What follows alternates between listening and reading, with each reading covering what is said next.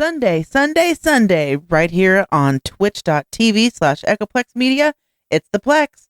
7 p.m. to 9 p.m. Pacific and on into red light. We have the worst news in the week that no one else will cover.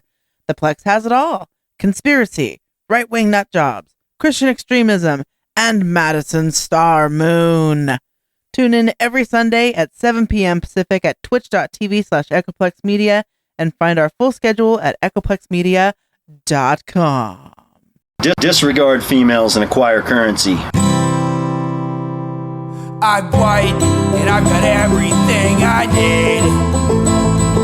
No one clutches their purses when they're in a room alone with me. And I can drive for any neighborhood I please at any hour, and the police don't do a thing. So if I see a penny on the ground, I leave it alone and fucking flip it. I'm a straight white male in America. I got everything I need. I'm a guy getting paid more than a girl with a degree. And I can walk down the streets after dark, no one wants to rape me. And I can get a girl pregnant and just as easily flee. Just like my straight white male dad did to me. So if I see a penny on the ground, I leave it alone and fucking flip it.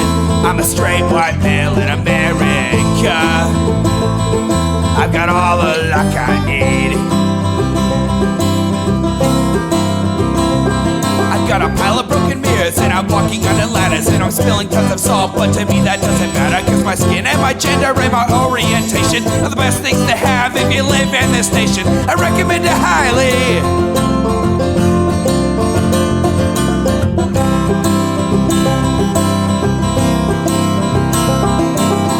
I see a penny on the ground, I leave it alone and fucking flip it. I'm a straight white male in America. I've got all the luck I need. Shit's gonna work out for me, cause I'm a straight white male in America. I've got all the luck I need. Hey everybody, welcome to the Intellectual Dollar Tree. We do this show live every Wednesday at 7 p.m. Pacific right here on Twitch. That's twitch.tv/Echoplex Media. I'm flying solo tonight, homo alono, as we say. HK is out on adventures. You can find me on Twitter. Go find me on Twitter. I don't know. I don't even remember my @name on there. You can support this project at eplex.store via the merch or memberships or at patreon.com/Echoplex. And of course, if you don't have any money to spend or don't want to give me any money but still want to support this project, you can always tell a friend about this show, but they might hate you for that. So I had a couple things I wanted to go over tonight, but I thought this one was going to be the most fun. This is this Tom Bilyeu guy. I haven't done too much on him in the past, but this one is about population collapse, how modern life is making men and women infertile, and the guest is a lady named Shauna Swan. I've never heard of her, so I think we'll be kind of flying blind here, but this content is kind of right up our alley. So without any further ado, here is population collapse. What you talk about in the book is that we actually meet the criteria for being an endangered species, right, which is freaky. And I think anybody listening to this is going to call BS right now because they're like, there's 8 billion of us. There's no way that we meet that. But so one, is that a fair assessment? Are the stakes really that high? And how on earth do we meet the qualifications for an endangered species? There's definitely a problem with reproductive health. And by the way, it's not just fertility. Fertility is one manifestation of it. There's many others. We'll talk about those. But fertility is a good one to start because that's something that involves the man and the woman. So on the man's side, we have declining sperm count, which we've documented most recently in November, showing it's worse than we thought. And before it was 1.16%. It's now over 2.5%. Over 2 point something, That still means that there's still like 97.5% as much sperm as there was at another time when they did a similar study. I'm not even sure that's statistically significant. I think it was like 2.64 or something. I mean, it was crazy. It's crazy. And that's in a relatively short time. So But is that statistically significant? I have a hard time believing that's statistically significant. Saying back there in 2017 with this decline of 1% per year was an underestimate of the rate of decline. And is that per year? No, come on. Quote, Western countries. We know that it's all over the world. So it's actually bleaker than when we wrote Countdown, or bleaker than when we published that paper. And it's... Yeah, somebody in chat, like we don't usually, this is a live show, but there's a podcast, but somebody in chat actually asked, could this be because we have an aging population, people are living longer? It's like how cancer rates are going up. Some of it might be environmental, but some of it is just because people are less likely to die of other causes. So yeah, if the population's aging, the average sperm count is going to go down. That's why that's why there's a chat here. Oftentimes they're smarter than I am. But that's what I'm saying is that number is this 1 to 2.5% number. I have a hard time believing it's statistically significant.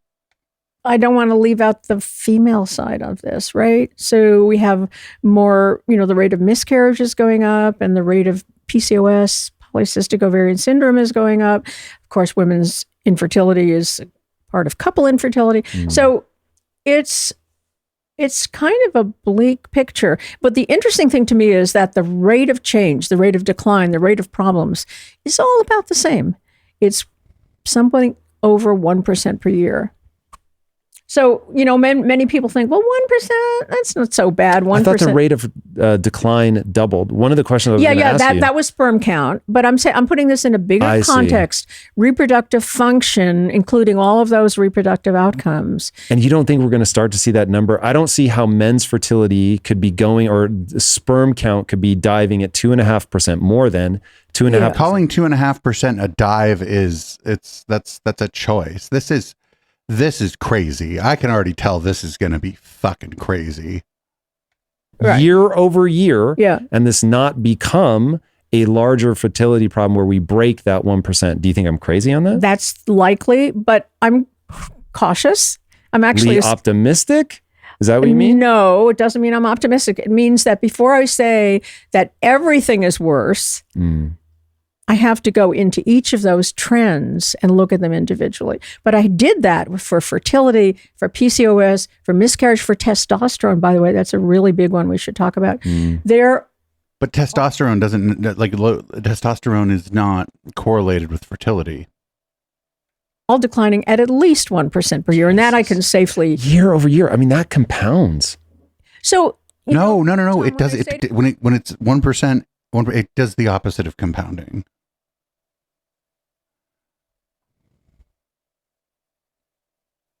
People 1% per year, they go, yeah, that's a lot. Then I say 50 years. That's how far back we've looked. That's 50%. Yeah, that's least. Not how that works. And they still don't get it. And I say, well, suppose it was IQ.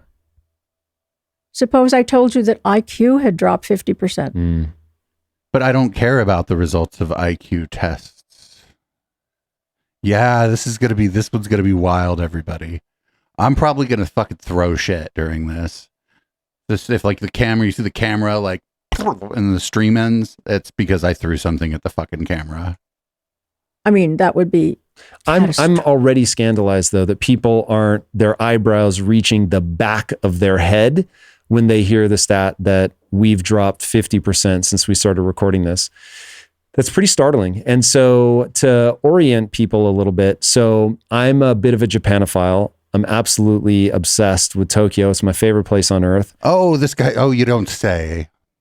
You don't. I'm surprised. And it's fine to be interested in like Japanese culture and other cultures and stuff, but I don't think that's what this is about. And when I think about what's happening there, where you have a sexless, it's not completely sexless, but it's like where they're trying to incentivize young people to actually have sex.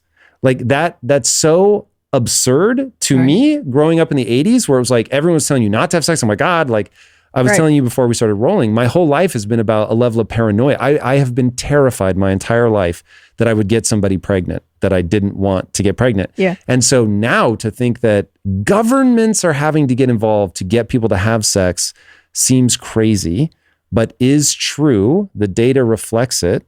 And so as we establish the severity of the problem, give me an anchor around I've always said the human body is a chemical processing plant.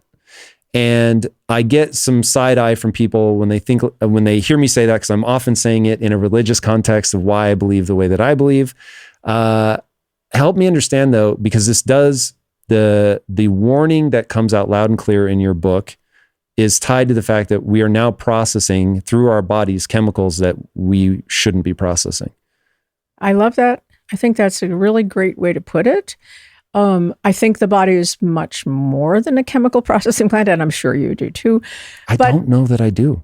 I won't. Yeah, I might actually agree with him that your body is basically a bunch of chemical processes, but that's like an obvious thing. Since everything's made of chemicals and everything that is like has some kind of change going on or has some kind of system going on it's going to involve chemical reactions. On that, we can get into that later. Okay. So, but let's go back to Japan. And by the way, Japan's big problem is that they are anti-immigrant there. That's their big problem. They need to start letting fucking people into Japan is what they need to do. East Asia. South Korea is actually, I think, the lowest. And what I look at is the total fertility rate. So the total fertility rate is the number of children that a woman or couple will have in their lifetime. Okay. And in 1960, it was 5.4 worldwide. But was that per couple, or she's like a woman or couple? And it's, God, and is that like people who are coupled and have children, or is that adjusted for single people that don't have any children?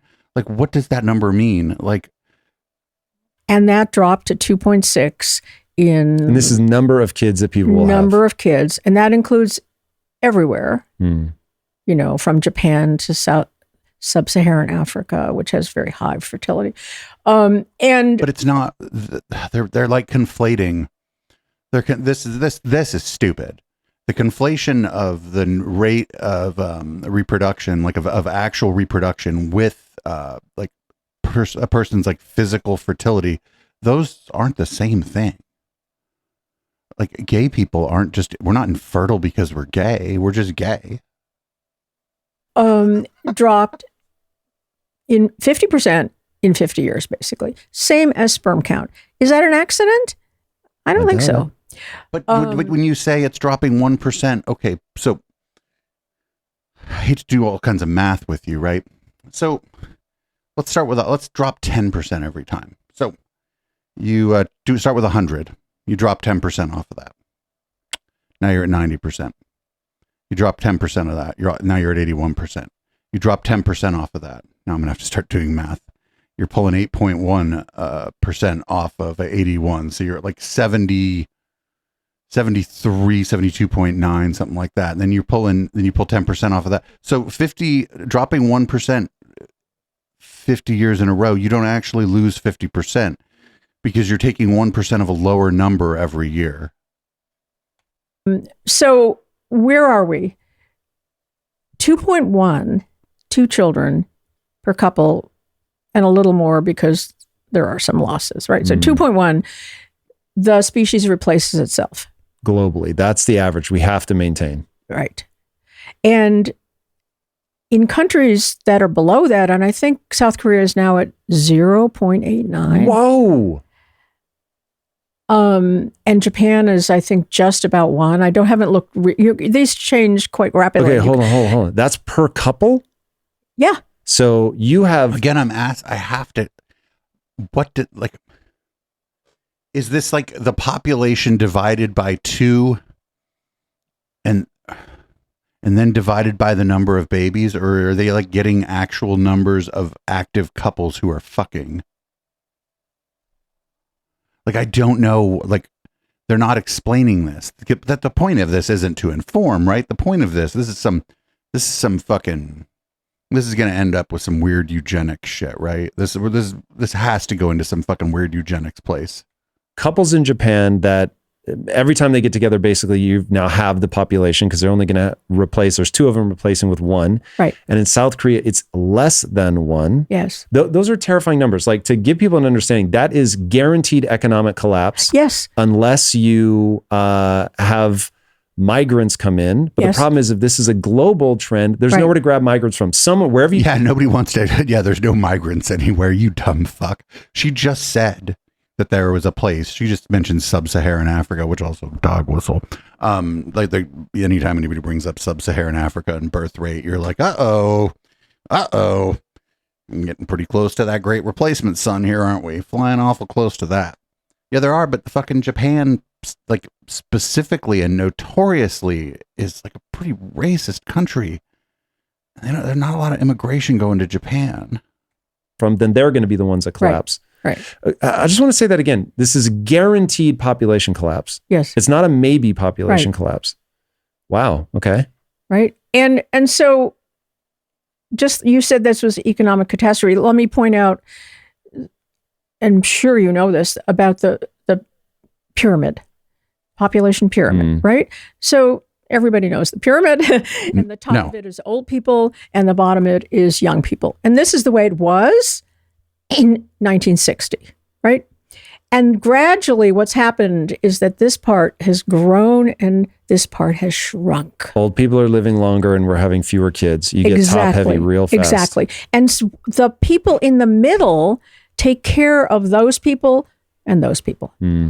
We don't have enough of them. And so that means that all of our economic support, which is funded by the middle, is in trouble, right? Social Security, et cetera, et cetera, et cetera. So Social Security is not in trouble. They always tell this lie. I'm going to get this wrong, I think. But I think by 2040, if we don't change anything, the projection is that Social Security will pay out like 80% of benefits. But if we were to raise the cap and capture more of rich people's income with Social Security, we would still be able to pay out 100% of benefits. The problem with Social Security is the cap. That the cap hasn't been going up with inflation and with income, especially at the top. You know, there are books written about this, of course, and there's still people that say 8 billion people in the world, we're, plenty of people, too many people. But if you look into this deeper and look at these trends and you see where this is going, everyone is knowledgeable. Everyone, I believe, is saying this will not continue. It will reach a maximum exactly when, 2050. We are not sure exactly when. And then it will go down and it will never come back. That's a quote from Empty Planet, which is an excellent book. I recommend. Empty Planet, which is an excellent book. She said everyone she knows who is smart or intelligent. And then she's like, here's a book called Empty Planet that I'm going to quote from. What the fuck? Daryl Bricker. For those that don't want to sleep at night. If you want to wake up screaming in the morning. Yeah. Read Lonely Planet. It's a scary prospect. Empty Planet or Lonely Planet? Empty. Yeah. And no, Lonely Planet is this guy's audience. So one of the reasons is, and now we're going to go away from chemicals. Okay. Well, first, let's anchor people around phthalates. It's phthalates, I think. PHTH. ALTS or something. Yes, yeah. So phthalates. Yeah. You're getting them all the time in stuff. Yeah, but I'm glad that you're bringing up phthalates, and that's really important, and it's where I live because I've done so much work on it. But I don't want to limit our discussion. That's one of a class of chemicals inside a bigger class called endocrine disrupting chemicals or hormonally active chemicals. Those are chemicals that confuse our body as to the function and the amount and the transport of basic hormones, right, that we need. Okay. But I'd like to not leave the problem of population overload or underload without saying that one of the things or major thing that drives populations down is something that I'm very much in favor of. And that's women's education. contraception, urbanization, all of these things get women to say, no, I don't want to have 6 kids anymore. I want to join the workforce. I want to make Wait, how many kids do you think this lady has? kind of contribution. Okay. And it's that growth that's causing these demographers to say, we will never go back up to 6 children per. You see, in order to have things balance out, if somebody's having 1 or 2 children, somebody else is going to have 6 children, and as these countries, which are poorer countries, less educated countries, become more educated, have women entering the workforce and so on, the women are not going to produce children in those large numbers. And that's driving the certainty that we won't go back up. And that's the question. Yes, we're going down. We can see that. World Bank, you can look at. But wait, we're not going. Isn't the population continuing to go up? Oh. It's not going up in the right places. Your listeners can look at World Bank fertility data, open access, look at it. You can see exactly how many children were born per country per year, and convince yourself, because you can see those declines. And you don't, it's not going to go back up. So that's the lifestyle part of it. The chemical part is where I hope we'll spend most of our time, because that's what I work on. Walk us through, how are these chemicals getting into our system? Because modern life is pretty amazing, but it's got a pretty high price. Yes. They get into our system every way possible, right? So what are those? Ingestion, drink, and food is a really big one. Inhalation. No, just don't breathe. It'll be fine. Hairspray, nail polish, air pollution. They get into our bodies through our skin.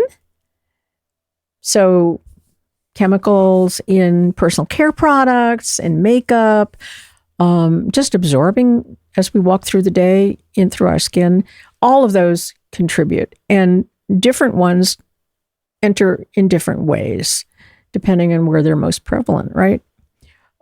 But you said talk about phthalates. So I'll start there. Phthalates, which is a terrible name, isn't it? We should call them, I don't know what. Anyway, phthalates are chemicals that we primarily think of as plasticizers. They make plastic soft and flexible, which is wonderful. Wonderful uses of we need that for many things. Think about the tubes in a nursery for premature babies. They're getting a lot of phthalates. What? Because they're getting tubes into their body that's carrying nutrients, oxygen, and because phthalates are not chemically bound to the plastic, they come out particularly in warm media, and they get into that food. Oh, this is that shit about the fucking, they were talking that shit about the Capri Sun and the fucking high C, the juice boxes and shit. This is that juice box shit. I'm not kidding. This is that juice box shit. Whatever's going into the baby. And measurably, you can then measure it in the urine. Okay, so there's no question about that. There was a very nice experiment in Eastern Europe. Very simple. A farm. Farmer milked a cow by hand. Farmer milked the cow with a milking machine. Soft tubing. Phthalates in the milking machine milk. No phthalates in the hand milking milk. Right? So, I mean, there's no question that the processing of food, that's just one example of food processing. The processing of food introduces phthalates into the food, as does the packaging, as does the preparation. For example, microwaving in plastic. You know that's a no-no, right? Yeah, thankfully that one I've heard about a long time ago. In fact, that begs the question, how do we start learning about this? How did we detect that phthalates or anything were causing specific problems? What's the history of that discovery? I love this story. I'm glad you asked that because it started on an airplane flying to Japan. I was going to a meeting. Japan was putting considerable resources into the growing question of chemicals impacting human health. And I was sitting next to a friend who was a chemist at the CDC, Centers for Disease Control, which measures chemicals in people's bodies on an ongoing basis, right? And so we're sitting there, long flight, we're talking, and he says, his name is John Brock, and he said, Shauna, you should look at phthalates. And I'm like, why? I had never heard of phthalates, okay? And this was, I would say probably, I'm guessing now, 98, something like that. Before CDC got their environmental chemistry lab up and running to the point that they could cheaply measure these things in small amounts of sample in lots of people, it really wasn't known what the exposure was to phthalates, to phenols, to parabens, and on and on and on and on, right? And so John did that. He was a chemist. He measured that, and he saw that phthalates were in everybody in the United States at, almost 99%, regardless of age or sex or race or whatever. So there you have it. It was in everybody. What does it do? Turn over to this other laboratory, National Toxicology Program, and their job was to take these chemicals that were known to be in everybody and say, what do they do? And then we pump rats full of just an outrageous amount of this chemical and see what it does to the rats, and then scare everybody with the results. And they do that with animals because that's where you start. So what they showed was that when the mother was exposed to these phthalates, that exposed to what level? Male offspring were born not quite right. And the way that they were not quite right, they called the phthalate syndrome. Okay? Now, that doesn't sound remarkable. The dose makes the poison. How much were they exposing these animals to? Well, but it's a little more remarkable if you realize that there is no other chemical that has a syndrome named after it. What? How do you do that? There's no other chemical with a syndrome named after it. Listen, I don't know if that's true or false, but that doesn't mean that other chemicals don't cause a problem. And that, there's poison. We have things that are, somebody in chat just said lead poisoning. To be fair, the word syndrome isn't in lead poisoning. Because it's really important, right? And what is the phthalate syndrome? So the phthalate syndrome, they showed in rats, basically they were born with smaller and sometimes misshapen, misplaced genitals. Okay, so these studies with rats are notoriously bad because what happens is they'll pump these rats full of just amounts of this stuff that are just unreasonable. And so it might have all kind of weird effects, but it's generally not analogous to how much we're being exposed to in our environment. You may be able to, these tests, you can learn a little something about what happens with these things in some animals when the dose is very high. But we don't just stop at rat studies when we try to figure out what's going on with a reaction to a specific chemical. There was this famous study of GMOs. If anybody remembers this, they fed rats a bunch of GMO food, and the rats got tumors. But there were two things wrong with it. One, they were just pumping the rats full of way too much fucking food. And two, these rats were genetically predisposed to having tumors anyway. The study was bullshit, but it was used by anti-GMO activists, right? Because of course it was. That was the start. Okay. Pretty bad start. Pretty bad. That's rough. That is a very bad start because, I mean, you got to start somewhere, but how much phthalates were they pumping these rats full of?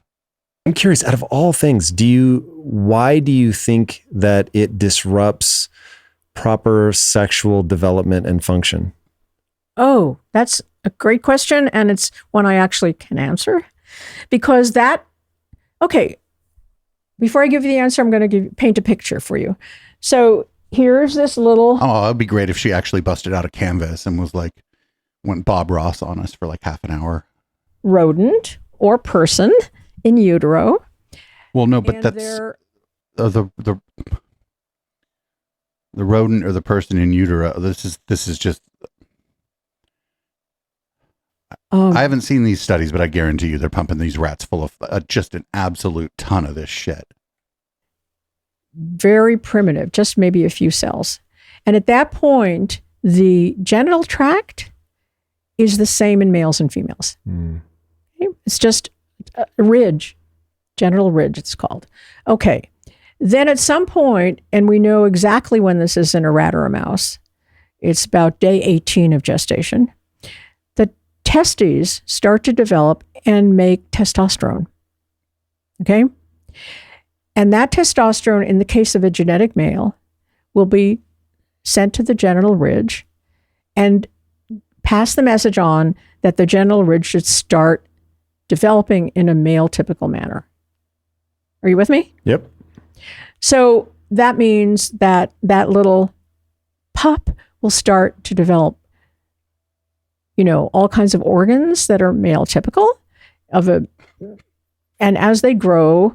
So this is again one of those things where they're trying to sort of pretend that they're speaking to a like a scientifically literate audience or whatever. But this is for a lay audience, and she's blinding people with science in a way here. Grow. The female, on the other hand, will not be affected because the female is not looking for a testosterone signal, although they have low level of testosterone. Okay, so phthalates interrupt that. Phthalates mess with that. Phthalates lower testosterone. Do they bind to the receptor of testosterone, or Yes. do they lower the production? Probably both. Probably both. Whichever one scares the shit out of your audience. It's a double whammy. The result is that the male will be genetic male, but his genitals will be smaller penis, smaller scrotum, misplaced scrotum, often not descending all the way, and some internal changes to the vas deferens and so on. And the endpoint that I particularly got interested in is something that on the street is called the taint. Right? And this is the distance, it's called, the technical term is terrible, anogenital distance. Pretty or straightforward. AGD, anus to genitals. Okay? Very interesting. Very interesting. Oh my God. Hey, it's tough out there on them streets. I don't think most people would really have thought about the fact that they are a pretty radical difference in distance between men and women. Right. Which, when I heard in the book that this is how they sex difference, between chicks or something? Yeah. That you can just flip them over, and that's how people Here's a little rat. You hold it up with the tail. You look at the distance. This is a male. This is a female. I can show you pictures of it. That's probably too much. I'll take your word for it. It's 50 to 100% bigger in male mammals compared to female mammals, except the hyena. Yeah, that's interesting. They're a whole trip unto themselves. Aren't they? Yeah. And elephants are actually much closer male and so female. what's interesting on the hyena is that the females are masculinized. Yes. Like they will even at times do the dominant thrusting. Right. It's a whole and they crazy are alpha. thing. I saw this. I went to a hyena colony and I saw a male having his food taken away by an alpha female. That's interesting. So it's quite different. So very fascinating in that I'm assuming the females have an abnormally high testosterone level. They do, and an abnormally long anogenital distance. This is so interesting. I mean, this really gets to the chemical processing plant idea. The fact that, in fact, one question I want to ask you is going back. So could I interrupt the normal production of a male in the same way that their sexual... Oh, no. This is Taint Phrenology, everybody. They're doing Taint Phrenology. Maturation would be disrupted through phthalates if I simply robbed them of testosterone in utero? What's up, guys? It's Tom Bilyeu, and if you're anything like me, you're always looking for ways to level up your mindset, your business, and your life in general. That's exactly what... Oh, no, this is a fucking one of them grind set influencer guys. So he has this has nothing to do with anything. Yeah, this is just some masculinity grift shit. Okay. I started Impact Theory, a podcast that brings together the world's most successful and inspiring people. Yeah, but did you measure their taints, sir? To share their stories and, most importantly, strategies for success. And now it's easier than ever to listen to Impact Theory on Amazon Music.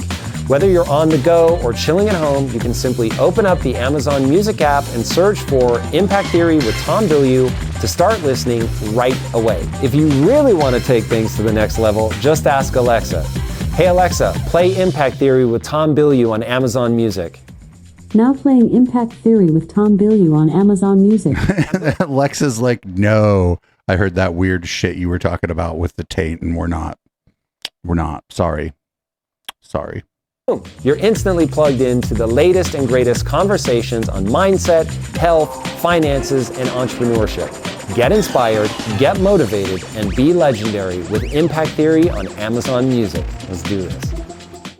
Or do I actually need the presence of phthalates specifically? No, it's not the phthalate. And I'm thinking when you say, could I rob him of testosterone? I'm not sure how you would.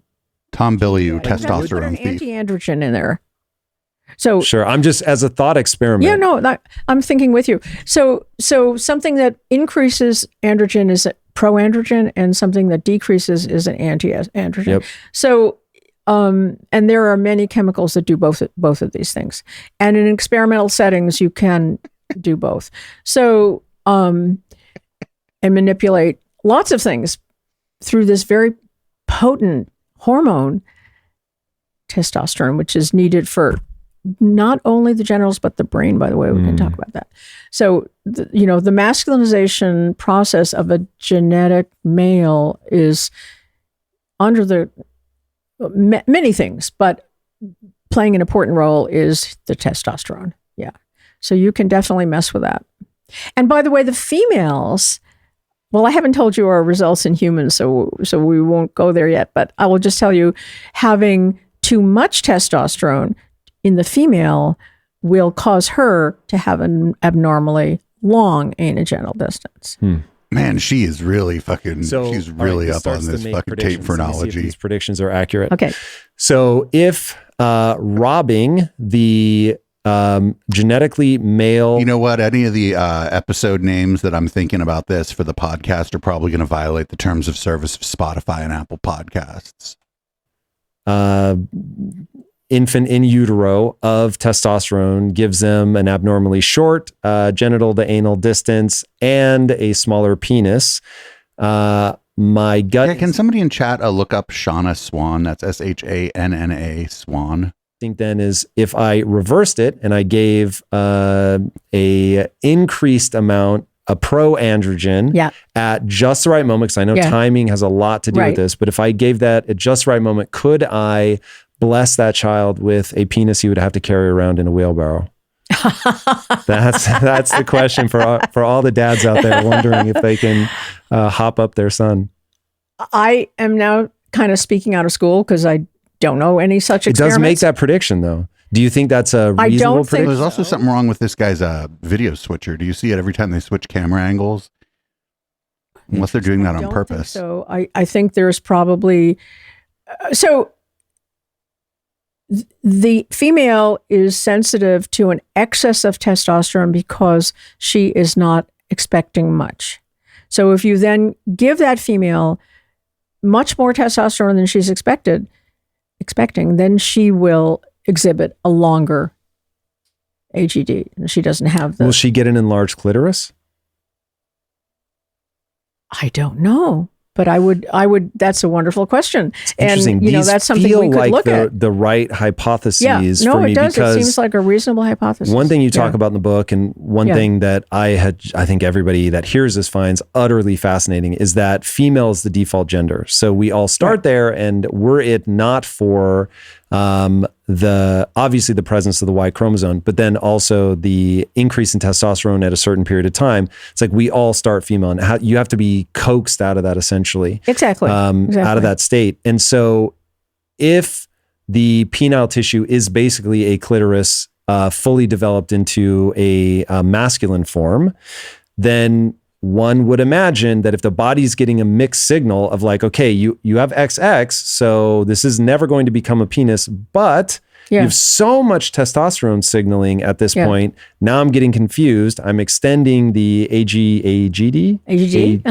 I'm extending that, but then I am also. What is he just fucking? Is he just like free associating about this? I think he's just like free associating about this. Over enlarging the clitoris. That makes sense, though I have not looked at any literature. So here's one problem, Tom. The examination of the male is much simpler than the female because the organs are external. Mm-hmm. There's not much external clitoris. There's a lot internal, right? Which you just shocked a lot of people. The first time I saw, I don't know if it was a drawing or whatever, of how far the clitoris goes, like shocking. Shocking, Yeah, I say. Right. So I'm not going to. Everybody else can make whatever joke. Make you know. to measure how large that, to measure it at all, and let alone whether it depends on the presence of an androgen or it would take a very big effort. I mean, you would have to have a scan. But couldn't you just do the part that's visible on the outside? I mean, that seems I'm not sure like what that reflects. I'm not sure how much that reflects. Interesting. I don't know. It's not my field, but it's a great hypothesis. So I'd like to talk about this AGD and this phthalate syndrome in humans, if I can. Please. To pivot to that. Okay. So when I heard this from John Brock, I thought, okay, interesting. There's an exposure. What is it doing in humans, right? There's a human exposure. What is it doing? And then I thought, well, how would we even ask the question? And you're smart. You think, well, how would you answer that? What would you think about doing? About figuring out what's causing the change in length? Oh, back before that. Oh my God. Oh God. I'm so uncomfortable.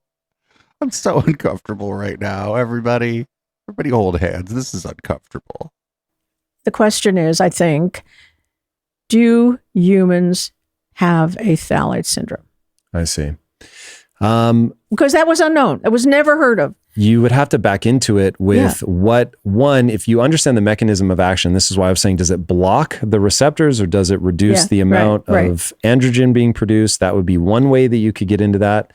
And then the other would be, is there, does it do something proactively? Is there biomimicry here? Does it look like something else that's causing the body to do something extra or to not do something? Right. That would be where I would start in terms of whether that's tied exactly to phthalates. Obviously, you're going to have to run experimentation, but you start injecting or lacing the food of rats or whatever with it. What about humans? Oh, he's probably all for human experimentation. You'd be pretty gnarly if you did that, but you could certainly measure who are the people that have phthalates in their system and what do they have common. Well, I think I'm cheating because I've heard you say that it's measurable in the urine. So I would take urine samples. Whose urine sample? Men and women? I would start with women. If I hadn't read your book, I would never even think. To grill you. No, this is actually really interesting. Yeah. So had I not, why is she asking this fucking grind set bro how he would design an experiment about this when this is her field of expertise? think about men. So I would have gone straight to women. Right. So we're talking about a process that takes place during pregnancy. Yep. So if you want to know whether there's phthalates swimming around in there, you got to ask that question of pregnant women's urine, right? And you're right. Urine is the place to look. That's because it's what we call non-persistent. It's water soluble. There are other bad chemicals that are fats in fat and blood and so on. But this goes into urine pretty quickly, 4 hours on average. Thank God. Thank God. But that's crazy then for people that have elevated levels. You are constantly introducing it to your system. Absolutely. Whoa. In and out at a pretty steady rate. So Well, it sounds like your body's doing what it's supposed to do here. I'm no expert, but if you're peeing that shit out, if you're peeing it out in 4 hours, it sounds like your body's doing a pretty good job of getting rid of it. And that, by the way, is everybody. So in order to look at this, I was thinking, okay, I'd want to know this.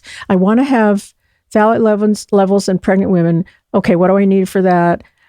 I need the urine from pregnant women. Where do I get that? Well, I was very lucky, foresighted, I don't know, that We'll go with foresighted. in a prior study, which we could talk about because it's related to sperm count, I stored urine of pregnant women. Whoa. I just happened to have a freezer full of the urine from As you pregnant do. women. And actually many labs do have that because now we know how valuable it is. Interesting. Because That's if you smart. ever want to say, was the fetus exposed to X, Y, and Z, pull it out of the freezer and measure it. Interesting. Yeah. So that was good. I had that side of it. Then the other side is, Chat's asking about the Christopher Key guy. A guy who drank his own pee, actually injected his own pee also drank it on the Stu Peters show. Yeah, I wonder what Chris Key thinks about all this. That's a good fucking question. what does the phthalate syndrome look like in a human? Nobody had ever asked that question. Actually, that's not quite true. One study did ask that question, but not related to a prenatal exposure. So I learned that later. So I came along and I thought, okay, we want to see if what's happening in animals is happening in humans. This is an interesting thought experiment. You know, like how would you do that? I said, well, we have to measure the babies, right? Then I had to find the babies that were born to those women whose urine I had stored. Whoa. Hello, ma'am. I'm a world-renowned taint phrenologist, and what I need to know is how big is your son's dick? Oh, no. And then I had to think about, well, what will I measure? Because while the AGD had been measured in rats for a very long time, I think from 19... Oh, no. And used as Shocking. part of the national toxicology Remember when you gave me your pee? Well, I'm here to measure your child's taint, actually. No, nothing weird about it, I promise. It's for science. program testing for reproductive toxin since about 1950. Nobody had done this. So I love problems like this. You know, I love these.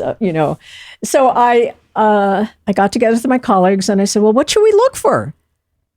What is the analog in humans of the phthalate syndrome in rats? Okay, and some of them were straightforward. So penile size, that's pretty straightforward. Turns out penile length is quite difficult to measure. Width is relatively easy. Anybody that's just listening right now will not have realized I just made a weird face. How is length hard to measure? Because it's changeable. Meaning you can't get them erect? You can. Got it. Okay. Right. Understood. But Oh. Yeah, now I'm incredibly uncomfortable. I was like, let me tell you, it's measurable. Right?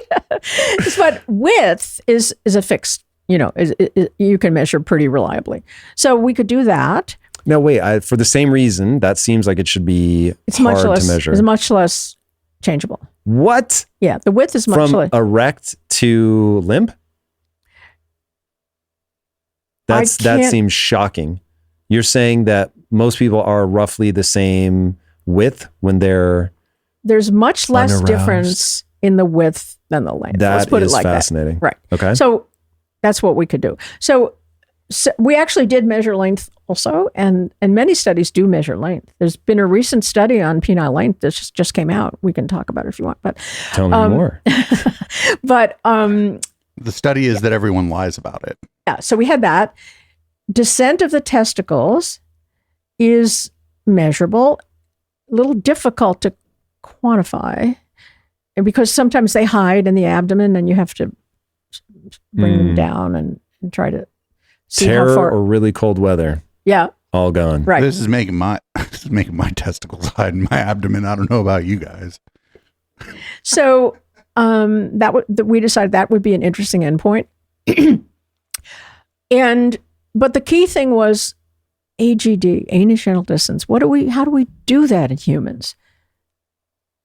I mean, think about it. How would you, so now that we've done it for years and it's now used internationally, we have protocols and they're all written out and straightforward to do it. But at the time when we were starting this, we were kind of making it up as we went along. And I had worked with some wonderful clinicians, pediatricians and others who, So just so we're clear here, we went from fertility to birth rate to now just like fucking dick phrenology. designed this exam and got measures of AGD. Just think about for this room. What is AGD? Anus to the genitals. Where in the genitals? That's my exact question to you, because whether, like, if I were warm or cold, depending on where you measure that from, it would be different.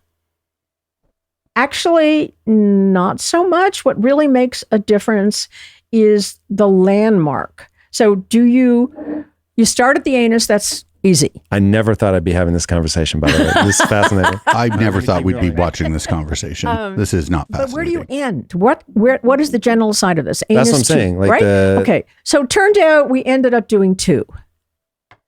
And one was the scrotal and one was the penile. Scrotal connection? Yeah. That's the question. Okay, Where? because that, like, if you're talking scrotal connection, that's not going anywhere. But warm to cold, I assure you, this N of one, they would be very different distances. That's interesting because we never consider temperature. What? Never. Was this a panel of women only doing these measurements? No.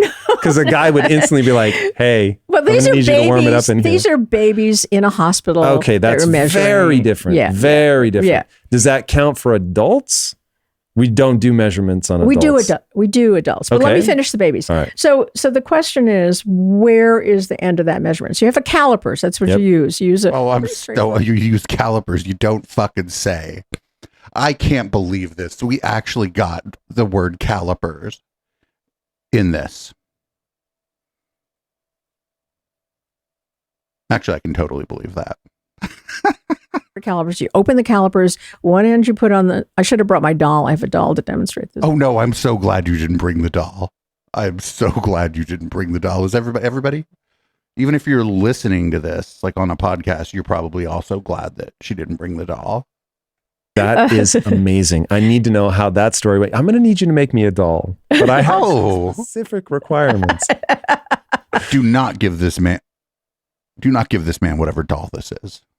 And then the other side, I said scrotal. So let's talk about that. So it turns out that the underside of the scrotum is striated.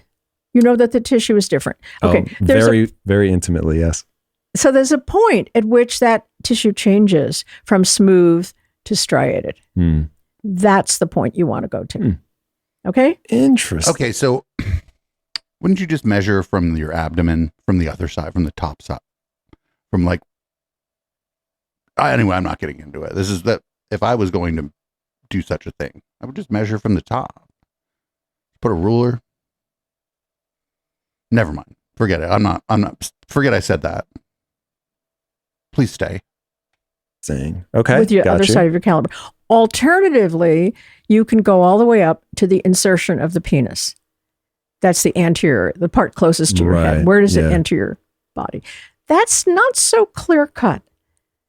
And we had a lot of discussion about, do we press down? How hard do we press down? You understand? Yeah. What? It's Yeah, just yeah, Why do you press if you're down? going to measure something in a population, you have to really be clear about how to do it Fair. repeatedly. And so we did that. We piloted that over and over and over again with different people and until we got a protocol that was repeatable by multiple observers multiple times. Right? I'm sure this is more about AGD than anyone wanted to know. But these are published methods. Yeah. And by the way, one of the things that matters is, where is the kid's legs Huh? when you're doing this? So it turns out that if the legs are pulled back, the mother, suppose I put a baby on my lap, I take the knees, I put it back up against their shoulder. Isn't then that the illegal? area Whatever is she's describing. extended. Right? And you'll get a longer AGD. A So misleadingly longer AGD, Right. I assume. Yeah. Right? So you have to make sure you pull the same amount for everybody. It's So tricky. we end up getting the measurement. You end up getting a So the measurement. key insight is, hey, this thing that we've been using for a long time in rats, we can now do this in humans as well. Right. Good. So we've duplicated the whole exam of the rat, if you will, in human infants. And then what did we find? So send the urine to the CDC. CDC tells us how many phthalates, which phthalates are in there, how much are in there. And then we have this database with now all these measurements. And so But wait a minute. Wait. I see. Okay. First of all, let's forget about the baby folding part on all of that. If they have one urine sample from someone, that's just a snapshot, right? That's like one time. That is not going to be representative of any other part of the pregnancy except for the one time they have the sample. So you can't really even tell anything from that. it's now a question of asking these two databases, the phthalate database, the exam database, do they match up in some way? And the answer was yes. That when there were more phthalates, particularly 3 most anti-androgenic phthalates, when they were higher in the mother, the male had a pattern which was very similar to the rats. So they had shorter anogenital distance, they had smaller penile size, they had less descent of the testes. Those were the 3 main endpoints that we had. Okay, so we now know that this syndrome does exist in humans. We can measure it. The first thing people are going to ask is, where am I getting these things? And so you did a home walkthrough with people. No, that's not my question. My question is, how are you going to determine anything from a single sample? Because it's a fucking snapshot. Give us some of the most common places. Is it plastic bottles? Is it makeup? Like, what are the places that people are, because we're having to replenish it, which means that I could change my behavior and then over some period of time, it should go away. So where are we replenishing our phthalate stores? So food, I would say, is the major source. So that's getting tainted. So milk. Oh, tainted, you say? Anytime it's going through soft plastic, we're going to be in trouble. If I don't call this episode Tainted Baby, then everybody can just stop watching the Intellectual Dollar Tree. So food, packaging, also correct. processing. I imagine there's going to be a lot of times. Yes. And storage, transport, cooking. So if you think about this little tomato, pluck it here on the farm, what does it go through before you put it on your plate? Farm to fork. All along that way. Am I looking out just for soft plastic, or are there other places that I'm getting these? There are other places. Lovely. So you can get it in your liquids. You can get it. But don't my liquids have to come into contact with some sort of plastic? Right. Okay, let's leave the soft plastic out. Although the soft plastic can be in many forms. For example, in your shower curtain, a rubber ducky, and so on and so forth. So it doesn't just have to be food. The I would say the foodborne exposure The rubber ducky actually made Ernie a bottom. are going to be primarily through soft plastics. Their plasticizer function. Right? So every time I see soft plastic, I need to immediately go, this is giving me phthalates. Because it can be absorbed to the skin. Yes or no. So, there's a recycling code on the bottle. Yes. Bottom. Okay. So if you look at that, you'll see numbers from 1 to 7. Okay. Now, I used to say, and I'll still say with reservation, that there's a little poem. It goes like this. 5, 4, 1, and 2. All the rest are bad for you. Nice. Easy, right? But let's look at 6. 6 could be BPA, which we haven't talked about, but we should, which is something that makes plastic hard instead of soft, which is estrogenic instead of anti-androgenic, kind of a bad cousin, of the evil twin. But 6 could also be potatoes. Wait, what? Because it's the other category. So plastics are made from, there are bioplastics. I did not know that. I thought they were all coming from petroleum. No, they're not. There are alternatives now. Most are coming from petroleum. And we still get phthalates from potatoes? No, we get plastics from potatoes. Whoa. Okay, you're rocking my world here. Okay. So there is a way to process. There is something called bioplastic. So instead of plastic, and you're correct, most plastic is made from biofuels, byproducts of petroleum production, right? But as we became aware that this was a bad thing for us to be experiencing in our body, they sought out other alternatives. Now, one of them is potatoes. The problem is that the carbon footprint of growing those potatoes is pretty high. So what chemists are looking for now is an alternative that will perform the function of plastics without the dangers of plastics. Okay, and I fully believe that is possible. But it takes a lot of people willing to put the investment in, take the risk, retool. You can imagine, you know about business and what's involved in changing a process like that. It's huge. It's phenomenal. And in the meantime, people want these products.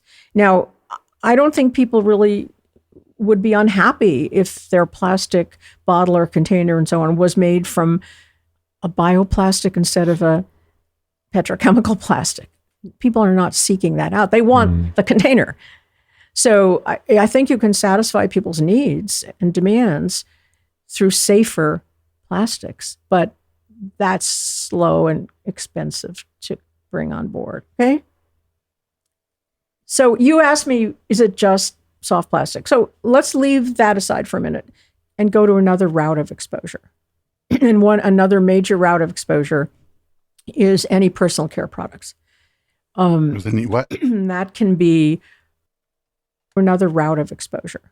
And another major route of exposure is any personal care products. Personal care products. That can be something you put on your skin.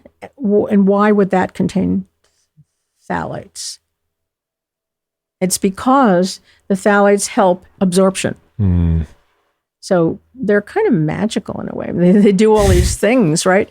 And for that reason, they're added to pesticides too, because they help the pesticide go up the plant and stay in the leaves and so on. So absorption is an important function, softening, absorption. They also, and this is amazing that they can do all these things, they also hold scent, fragrance, and color.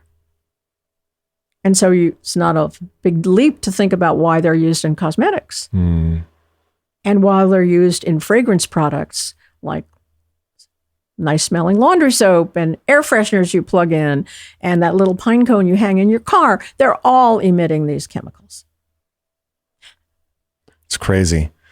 It's crazy. So this is coming out in the things we eat. It's coming out in the things we drink, and it's coming out even in the air we breathe. Okay, so that brings us back. I've heard you say some of these things, so I can lead the witness a little bit here. But It's pretty terrifying. So, and maybe now is the time that we get back into the are we or are we not chemical processing plants only. Because when I hear this, I think, well, the only way forward then, if it's in what we eat, drink, and breathe, you have to stop using these chemicals. There's no other way. Like if you keep emitting all of these, you're going to have the problem. The fertility rates are declining. The rate at which they're declining is speeding up. It's doubled in like the last 20 years. I think it was from 2012 to now. Sperm count. Sorry. Thank you.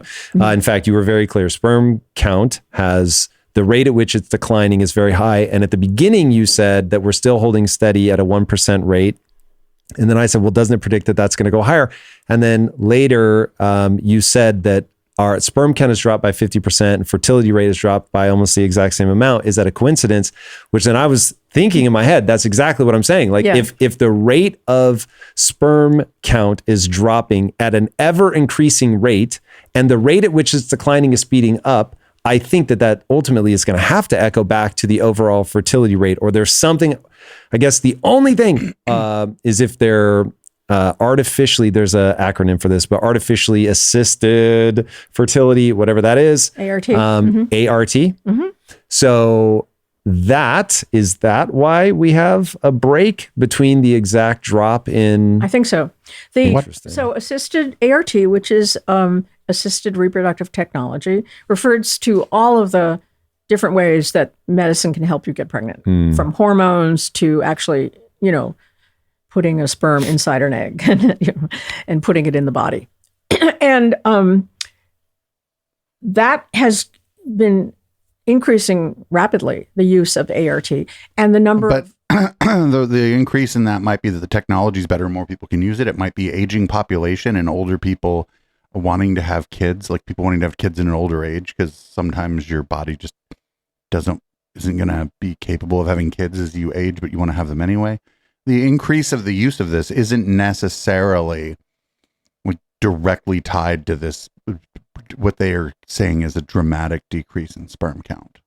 There's any number of reasons that an elective procedure or whatever might increase in use.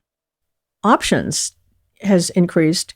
The most dramatic is in Israel, because in Israel, the government pays for up to 2 live births via assisted reproduction. Whoa.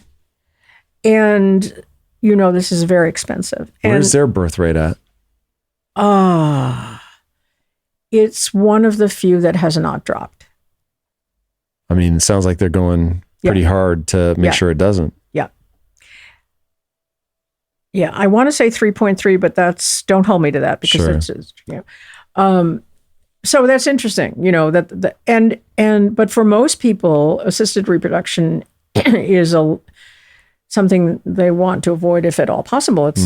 It's difficult, it can be painful, it can be definitely expensive, anxiety producing, interfering with the mental health of the couple, I would say, putting a great strain on the marriage, and so on and so forth. Nevertheless, but the great strain on the marriage probably isn't a direct result of the treatment. The strain on the marriage might be because they're both frustrated because they want kids and they can't have kids, or they're having a hard time having kids. I don't think it has anything to do with the treatment. I bet the treatment, if it works, actually reduces the stress on the marriage. I don't have any info on that, but I would assume that if the treatment worked and there was stress on the marriage because they were having a hard time having a kid, that would reduce the stress on the marriage. Increasing. The number of children born by assisted reproduction is increasing. And the available technologies for this are also increasing. And I think we're going to have more and more options for doing this. But it's not helping the underlying biology. So let me just say, if a couple is infertile, if a man is infertile, more evidence on men, or his sperm count is low, his health is impacted. So this brings up something that you and I were talking about before we started rolling. And I said, well, I'm going to restate this once we're back on. So I said that my mom smoked through her entire pregnancy with me. And the first words out of your mouth were, have you had your sperm checked? And I was like, nope. My whole life I've been paranoid about getting someone pregnant. I've never even thought about it. And then you said, I don't want to scare you, but... Men with low sperm count and men who could not conceive a pregnancy, which is clearly related, will die younger. What? Have a shorter life expectancy. And can you ballpark me on how much? I need to know how paranoid I need to be here. I would say that's a number that's not real tightly understood. There's a couple of papers. There's just a couple papers, then we don't know, actually. Say we're looking at a couple of years, but that's a guess. Don't hold me to that. But I can tell you. Wait a minute. If there's only a couple papers and the delta is only like a couple years in a couple of papers, then the answer is, I don't know. Might be affected, which is heart disease, diabetes. Why? We'll come back to that. Diabetes and reproductive cancers. Oof. Okay. And why is that? So then we have to go back and think about this. Let's just think Wait about a minute. the No. Okay. So this started with a mother who smokes during pregnancy. And I would think that there are other reasons for health factors there. A mother who smokes during pregnancy against the best advice of medical professionals might also be inclined to ignore other advice from medical professionals after their child is born. I'm not a genius. I mean, I might be. Who knows? Everybody's a genius. But you would think that that it would imply other things, that it isn't just the genetics of the smoking during pregnancy, which is bad. But that there would be other like similar situations that might come up after the child's born. Once again, the phthalates are lowering. Or the secondhand smoke. It's not like they're going to quit as soon as the kid's born if they didn't quit during pregnancy. Testosterone, androgens.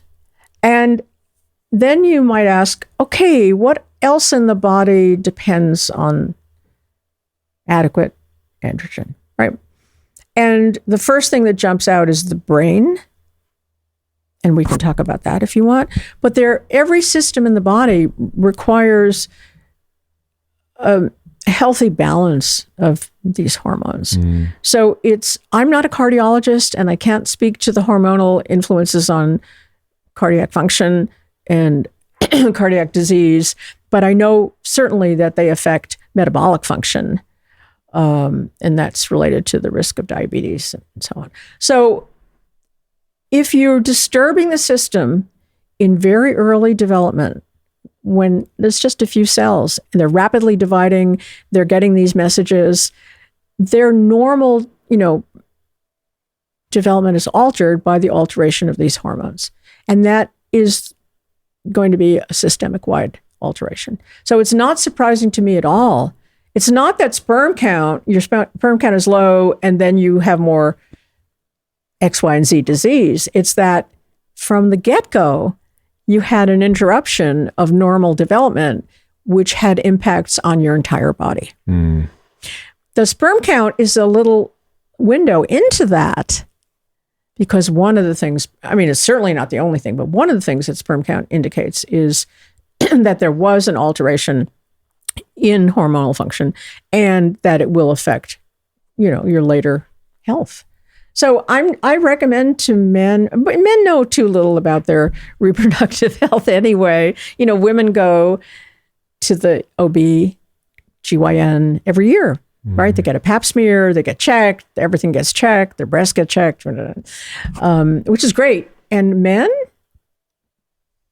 not so much, right?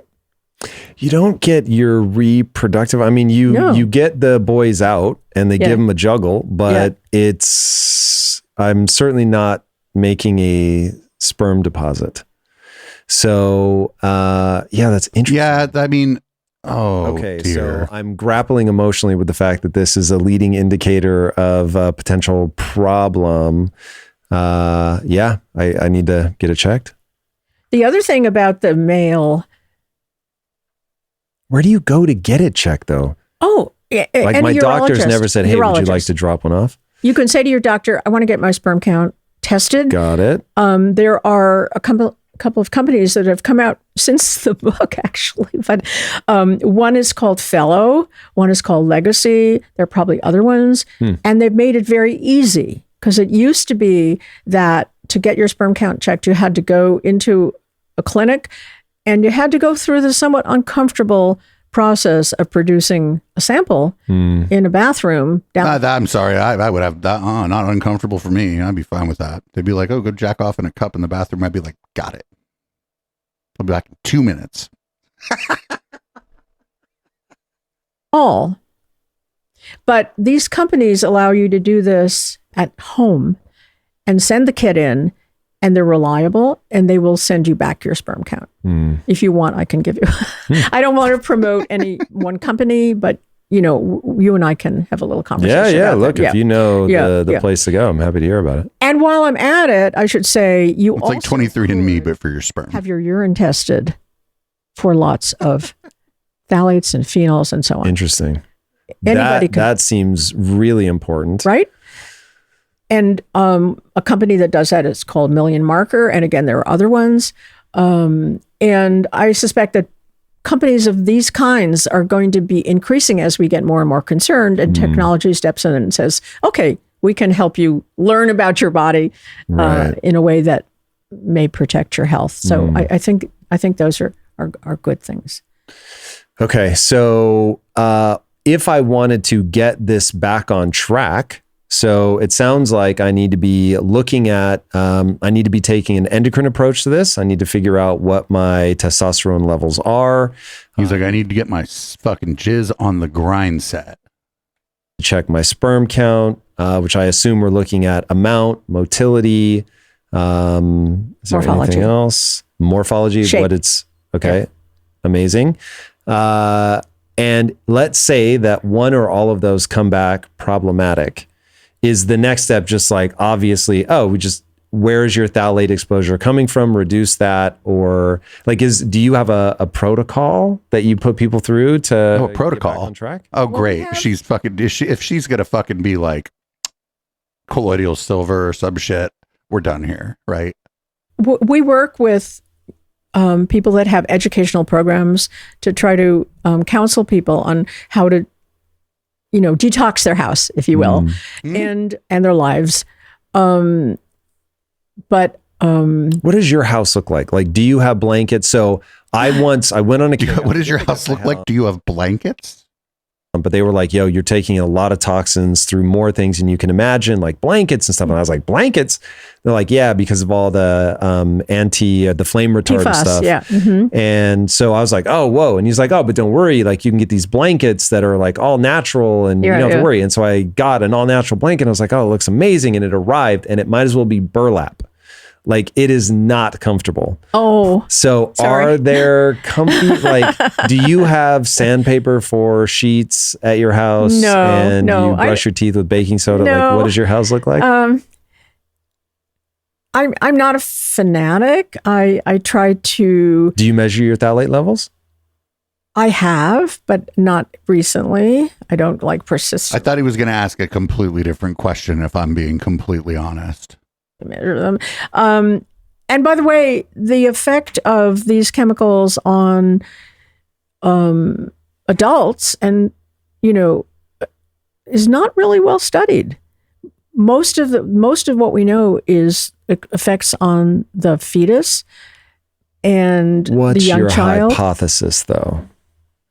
I think it matters less. So the critical periods are the periods of rapid cell division. So in utero, obviously, that's number one. And early life, infancy, and puberty, and probably menopause. But Tom, these studies cost, every one of these human studies costs $5 million. Ooh. He just wrote it down. He's like Takes $5 million. 5 years. That's just to link one class of chemicals, usually, to one set of outcomes. So you see, it's not to link it. That's the other thing is the study doesn't necessarily link it. The study suggests that they're correlated at best. A single study will suggest that they're correlated. My studies, by the way, we didn't really finish that story about the phthalate syndrome in humans, but I did find that in that study that we had the phthalate syndrome, but then, as all scientists, I had to replicate that. And then I had to design a study specifically on that question. See, the first study wasn't designed on the question. We had some stored urine, we brought back the babies, we put them together. Great, we found this finding. Put the babies in the urine together? Right. And you design a study specifically to ask that question. That's a new grant. Have to go through grant review. Terrible process, by the way. Well, I mean, I wouldn't give a grant for this. I'd be like, you want to do Taint Phrenology? Like, go look for your money somewhere else. Then if you're lucky, you'll get the grant. And then you have to find the women who are pregnant. You have to bring them in. You have to say, will you be in the study? Will you give us your urine? Will you let us measure your baby? And then the answer is probably no. Now we know that early pregnancy is most important. And we measured all the babies at birth and so on and so forth. So it was much, much more precise study. And we found What is he writing? So that plus the animal studies, plus studies that have been done by many other people now on this, lead me to say, and I don't use the word cause very much, that phthalates cause the phthalate syndrome in humans. And if you had to give me in a sentence, what is the phthalate syndrome in humans? The phthalate syndrome in humans is a incomplete masculinization of the male genital tract. You can reboot your life, your health, even... Nope, that's fucking this guy's commercial. We're done. I can't fucking listen to a second more of this fucking creepy shit. I thought this was going to be one thing and it was something else. I was not ready for what that was. In a way, I'm glad I did this alone, and in another way, I wish HK would have actually been here in studio with me to do this, because it would have been something. It would have been something. I don't really have any finishing thoughts. I mostly I need a drink out of a non-plastic cup. My vodka's not in a plastic bottle. There's no phthalates in my vodka, right? Yeah, usually like I have something to say at the end of these, but I just feel very uncomfortable. This has been the Intellectual Dollar Tree. You can find this podcast on your favorite podcatchers, and I don't know if you've made it this far. You're a fucking weirdo. Give me money on Patreon, patreon.com/Echoplex. This is Boomers by Periscope. And when we come back, whatever we watch after this is going to fucking feel like a goddamn deliverance. I'm going to change the color of the lights, change the content of my beverage, and hopefully sort of change our mindset and our grind set for the next segment of the show. I'll see everybody in red light.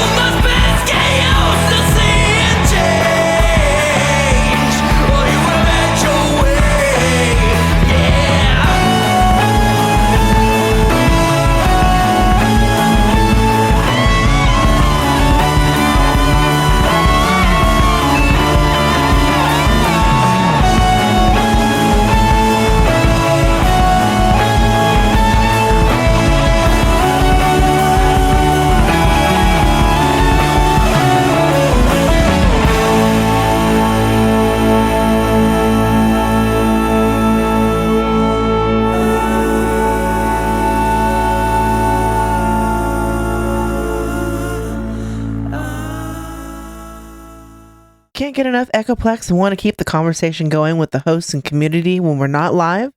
Then join our Discord server at discord.me/Echoplex. We have text channels, voice channels, meme repositories, and a whole section of screenshots that we don't even remember where they came from. Come join the Now Space on Discord at discord.me/Echoplex.